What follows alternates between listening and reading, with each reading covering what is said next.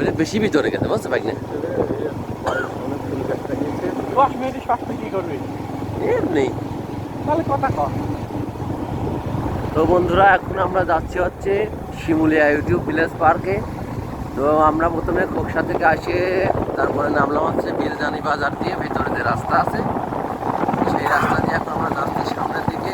আসলে গ্রামের রাস্তাটা কিন্তু খুবই সুন্দর, একেবারেই মনে করেন যে দুই দিক দিয়ে গাছপালায় ভরা, যেদিকেই যাবেন শুধু সবুজ ভালো লাগে। সামনে আরো আর্জেন্টিনার পতাকা, এই জিনিসটা আরো ভালো লাগে।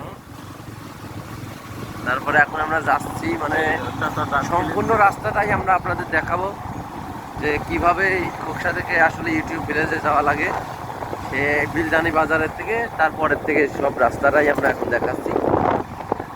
তো দেখতে দেখুন আসলে এই রাস্তাটা একেবারেই মাঠের মধ্যে দিয়ে, একদম দৃশ্যটাই অন্যরকম,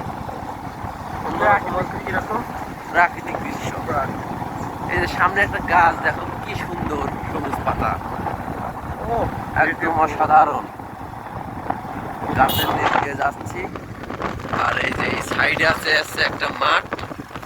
এই মাঠে এখন হচ্ছে সবাই গম মসুর এগুলো বনছে, এতদিন হচ্ছে ধান ছিল, আবার অনেকে পেঁয়াজও লাগাইছে।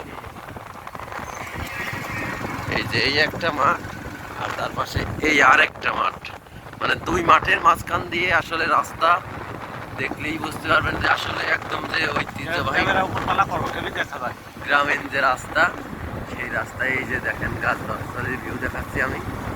দেখতে দেখতে আমরা চলে যাবো হচ্ছে ইউটিউব ভিলেজে। এই যে সেই সুন্দর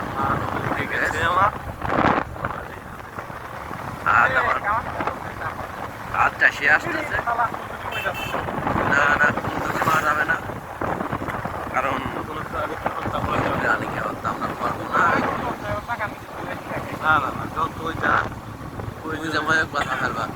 আর এদের সামনেই কিন্তু খেজুরের গাছ ধরে রাখছে অনেকগুলো।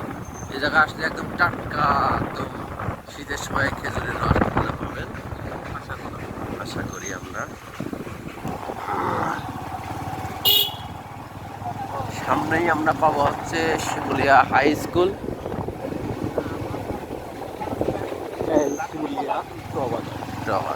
বাজারের পরের থেকেই হালকা একটু পরেই মন নিলে মোল্লাপাড়ার যে রাস্তা, সেই রাস্তাতে গেলেই আমরা ইউটিউব ভিলেজে চলে যেতে পারবো।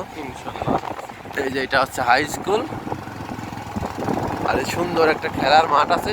এখানে হয় সব ধরনের খেলাই হয়, ফুটবল ক্রিকেট সব খেলাই হয়। হ্যাঁ, আর এই পাশে আছে বিশাল বড় একটা পুকুর, পুকুরে অনেক মেয়ে ছেলে গোসল করতেছে, মানে মেয়েও আছে ছেলেও আছে, ঠিক আছে। খুব সুন্দর পরিবেশ। এই যে কাকা আবার একটু অ্যাবনর্মাল জাতীয়, তোমরা বাধা দিবা না।